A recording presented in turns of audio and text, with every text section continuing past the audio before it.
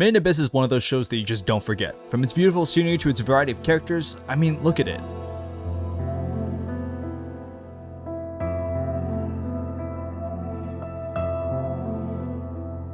But what is it about? Why did K-pop stars get cancelled for liking it, and why do the characters have such a childlike art style to them? Don't worry, we'll get to that. Made in Abyss was released in 2017 alongside big hitters like Attack on Titan second season, My Hero Academia second season, and Land of the Lustrous, so to say it had competition would be fair. However, Made in Abyss to me was the clear winner. From its soundtrack to its visuals, it genuinely felt like I was a part of the world when I was watching it. I cared about the characters, and the story sometimes beat the shit out of me for it. It has its issues, which we'll get to shortly, but those don't take away from the amazing experience I personally had. Made in Abyss is about this giant hole with 7 layers to it called the Abyss. It's in the middle of an island, people are oddly intrigued by it, and to this day we have no idea what truly draws them in. Could be the riches that are promised to those that reach deep inside, or could it be the thrill of adventure? The Abyss isn't exactly a safe place though. The place emanates a sort of beauty whilst also being very honest about its danger through the exotic creatures that inhabit the place. With each layer you descend to comes a side effect, a curse that hits you when you try to ascend. These range from nausea to bleeding out of every orifice to eternal suffering. So yeah, not a very sick nasty place. In comes Riko, our main character. She's curious, naive, and has a terrible knack for survival instincts, but what she does have are book smarts. You see that shit? Yeah, she knows how to make food out of it. You see that bird? Yeah, she knows everything about them. She's someone who's so intrigued with the Abyss, she's made it her life goal to reach the bottom and eventually meet her mother, which is very shonen. This brings us to our other main character, Reg. He's a robot, is the muscle of the group, and is considered a supreme treasure of the netherworld, which basically just translates to, he's a very special boy. He has a connection to Riko's mom and also climbed from the bottom of the abyss because he's a robot and doesn't get affected by the curse. He's also the savior of the show. I don't know what I'd do without this tin boy because man, Riko was just pissing me off at a certain point. So with our main characters established, we're met with this very heartfelt goodbye that's accompanied by the main theme. This shit made me a bit sad. The fact that this group would never be together again and how this would eventually become a distant memory for everyone was extremely bittersweet and well done. Anyways, here's some fucking lasers. When I tell you the art in this show is movie quality, I mean the art in this show is movie quality. From characters walking through the ghetto to the giant mushroom land, every single place has a story to tell. The world feels alive despite us not even exploring half of each layer. Take for example, and I know this is an unfair example, but the world of Demon Slayer. It feels like going from one city to the next happens out of plot relevance, and not because the author actually cared about the setting. Now compare it to this shit.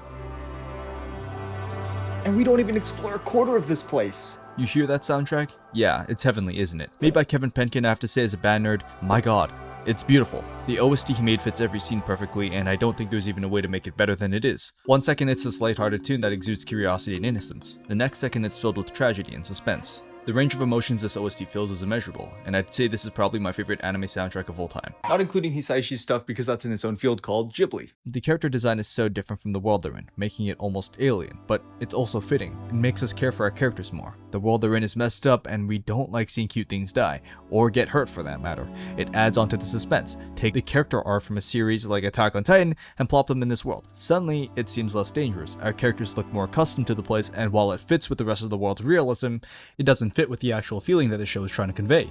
Suspense. Now unfortunately things aren't as simple as I put them, as Tsukushi, the author of the series, is really fucking questionable, and that's putting it lightly. The dude's a bit of a PDF file, and it's pretty obvious. I mean, look at his manga illustrations. Don't do that. Don't do that. Just watch the anime. Jesus Christ. It soured a lot of the show for me, and is also why those K-pop stars I mentioned at the start got cancelled. It's a shame because this series is honestly one of the best ones I've gone through, and it's all set back by this one thing. He has this really weird thing for body fluids. I won't get too much into it, but let's just say that some of the things he chose to put in his story are really questionable. It didn't stop me from enjoying the story itself, and the anime adaptation did their best in censoring a lot of wacky things, but showcasing a child character shitting for the sake of realism is just a blatant excuse to project your fetishes onto the viewer. Not cool, dude. Anyways, going forward, this video will no longer be spoiler-free. I repeat, this is not a spoiler-free video from here on out. If you like shows with morally questionable characters that tap into that I get it, but what the actual fuck side of yourself and are a big fan of the Ghibli art style of anime, then I think this is a perfect fit for you. I think you'll enjoy yourself despite the author's fucked up mind. Unless you're not a big fan of gore, in which case, don't even consider it. Also, subscribe because 100% of you aren't, as this is my first video. So hi, I'm Hyaku, and I'll be streaming on Twitch every Tuesday and Friday at 7 PM Pacific time. This week I'll be playing Elden Ring, so hey, if you're interested in that, then come on down and watch. Please. I need viewers, and I need money. Donate your kidney to me. And without further ado, let's go through Season 1. For the purposes of keeping this video shorter, I'm going to only be hitting the main points of each season. This includes the characters, their values, and the plot points that I feel stand out to me. And with that, we'll start with our first ever white whistle, Ozen. Ozen is interesting. She acts like she's indifferent and doesn't care about everyone, but we can kind of tell that she's bullshitting. I mean, if she didn't give a shit about anyone, why would she take the femboy in and be considered a safe haven for other cave raiders? It just doesn't add up. She tells Riko that her mother is dead and to give up on her dream, then beats up our main characters and— God, I wish there were me. In the end, it was all, you guessed it, a test! Woohoo! And they f***ing failed. Olsen actually believes that Liza is still alive and believes that with some training, they'll be able to make it to Liza at the bottom of the abyss. Now, as for what's happened to Liza, we don't actually know. For all we know, Liza's actually dead, or maybe even worse. And personally, I'm kinda leaning toward the latter. I'm not gonna lie, Ozen, despite being the first white whistle that we meet, lacks depth. From what I've heard, she'll get more time to shine in later chapters, but for now, she's kinda just the introduction to white whistles and is a stupidly strong character who is a teacher to Riko and Liza. She's also probably the most sane white whistle that we ever meet in this series, so yeah, there's that. Not a very high bar. Anyways, here's Riko and Reg messing up immediately after their training arc. Reg isn't supposed to use his lasers as it renders him useless. So what does he do in a dire situation that can probably be saved by his natural abilities? He uses his f***ing lasers. This leads to Reg telling Riko to just stay put until he wakes up from his little nappy nap. But what does Riko do instead? She f***ing hauls his ass to the third layer. Riko almost dies multiple times because of this and gets hallucinations of her hometown and old friends due to needing to ascend up a hill, which curses her with those hallucinations. It was a bit depressing seeing how homesick she was at this point and how they were basically at the point of no return here, so even if she wanted to go home, the climb back up is a lot more perilous than the climb down. The scene was nice, it grounded their characters and helped us remember they're still children despite their ambitions and shonen personalities. But after all of that struggle, they finally make it to the fourth layer. And this is where shit hits the fan real quick. What the fuck? The fourth layer is one of the coolest places I've seen in this world. It just has this ominous air, and for good reason. It's a place where only white and black whistles can really go to, and when they do go, they're prone to a much harsher curse than the ones before, bleeding out of every opening. And who better to demonstrate the terror of this curse than Riko herself? This layer is where everything gets a lot darker, and also where I started questioning whether Riko was actually the main character. I mean, look, she's literally like poisoned and she's bleeding out of her eyes. It perfectly showcases how lucky they've been so far and how this is most likely the type of death that would occur for anyone else at her age at this depth. And remember, they're only at the midpoint. There's another 3 layers that need to be traversed. Thankfully, or not, depending on how you feel about Riko at this point, the group is saved by a furry named Nanachi. And I never thought I'd say this, but this furry saved the show for me. Wow. Rare furry W. Riko knows a lot about the abyss, but she doesn't know everything, especially when it comes to the lower layers. Nanachi knows a lot about this layer though, and helps us understand a bit more about the curses of the abyss and how to avoid them. Not only that, but they have a great backstory, which is something that's been lacking until now. Nanachi's backstory was really disturbing, and I loved it for that. It showcases our next antagonist, and it sets him in such an evil light that I just can't help but hate the bastard. We don't really understand why he's doing what he's doing, and it's not until the movie that we do learn about it. Children being turned into sock puppets was not what I was expecting when I was going into the show, and damn, when MIDI was finally released, it was pretty heartfelt with an amazing performance from Nanachi's voice actress. So all in all, while the first half of the season was somewhat lacking, I have to give credit to the second half where it really explores the darkness of this world. Which brings us to... I'd honestly say this movie is where the show skyrockets on my list, and its introduction is one of the best I've seen in terms of anime. It sets up what this movie is going to be like perfectly, with how much darker it is from the first season. I mean, look at this guy. He's fucked! Look, I'm a sucker for fields of flowers for dramatic moments, and man, this intro is up there when it comes to that. Reg and the Umbra Hand having different philosophies on human life, the realization that even after Nanachi left Bondrewd, they were still being researched, the destruction of one of Liza's favorite places in the abyss, the damn visuals, my god, it all ties together beautifully with this god tier soundtrack, and then boom!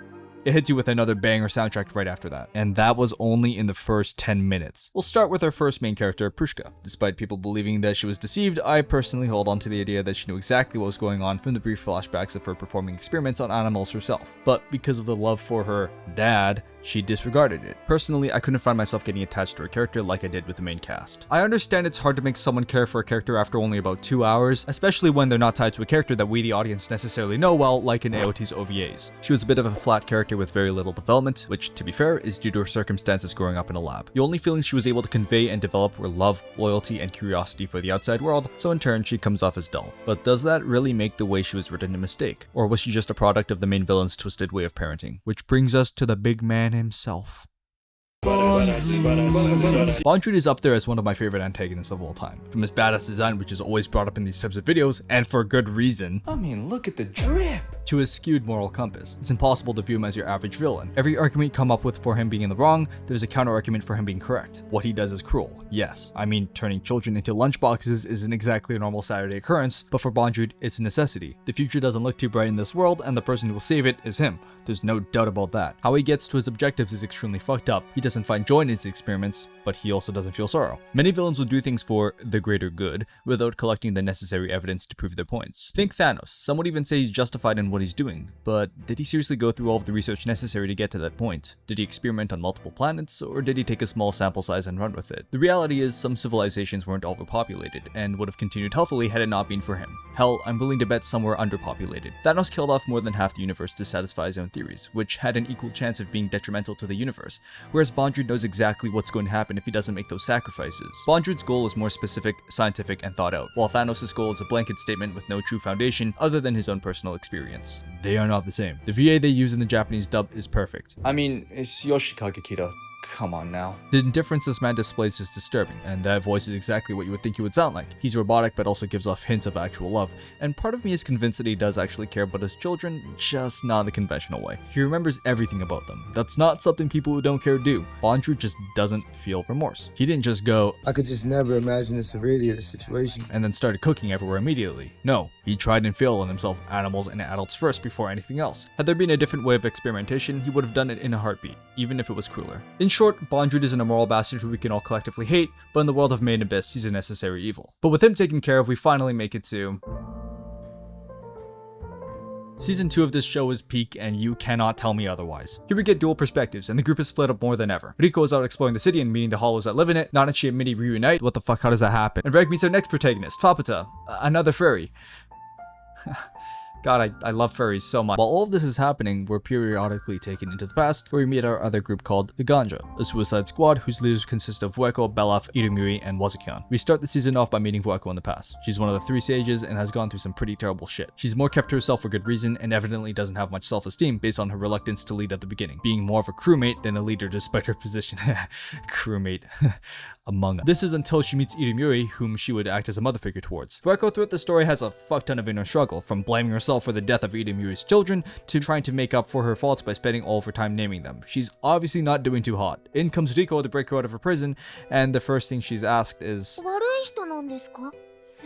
lot of Vueko's mental gymnastics revolve around this question, and it's one of the first things she's asked as soon as she's set free, almost like she's being tested. Whether Vueko is a bad person or not is actually up for you to decide. But I personally don't think she's a bad person. Sure, she ate Irumuri's stillborn children, and that's fucked up, but what other options did she have? It was either that or everyone around her, including herself, dies an excruciating death. This leads us to our other sage, Wazakyan. Man, this guy is fucked. He's kind of like Bondrewd, but not really. The key difference between them is that Wazakyan kind of cares about the people that he's hurting, whereas Bondrewd just kind of goes,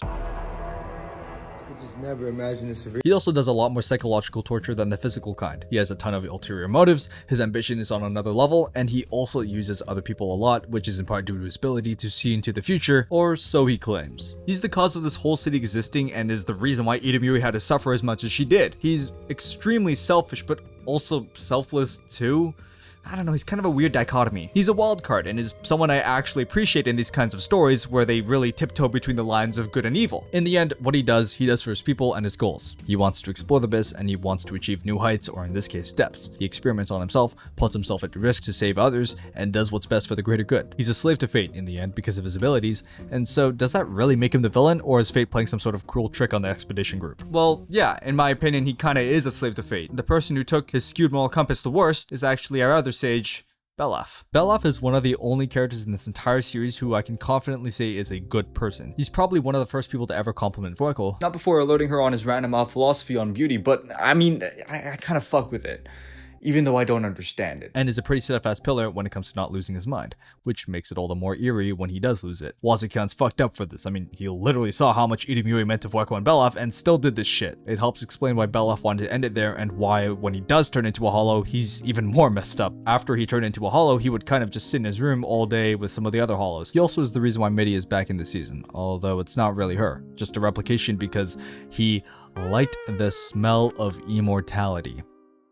Yeah, he's He's gone a bit bonkers. Poor Nanachi though, this furry can't get a damn break when it comes to Midi. I swear to god at this rate they're gonna say more than someday. Anyways, this leads to Nanachi basically being holed up for the entire season doing nothing. I mean, come on now. Your friend is out there being a village hero while your other friend is being completely tortured and... oh god.